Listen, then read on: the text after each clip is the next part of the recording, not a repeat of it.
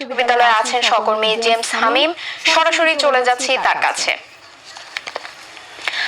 হামিম, ফলাফল ঘোষণার সবশেষ কি তথ্য আছে আর আপনার কাছে? সিনথিয়া, ধন্যবাদ।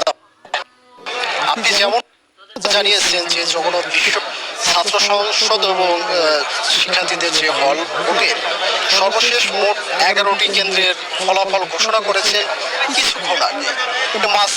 এর মধ্যে সবচেয়ে এগিয়ে রয়েছে বাংলাদেশ জাতীয়তাবাদী দল ছাত্র দলের রাকিব হাসান। তিনি পেয়েছেন 1142 ভোটে এগিয়ে, এবং ছাত্র শিবিরে যিনি রয়েছেন তিনি আছেন 1031 ভোট। এবং রিয়াজুল ইসলাম মূলত কিছুক্ষণ আগে আমরা যখন 9টি কেন্দ্রের ফলাফল করেছিলেন তখনও দেখছি যে সে এগিয়ে রয়েছে। এছাড়া এখন যে পরবর্তীতে দুটি যে ফলাফল ঘোষণা করা হয়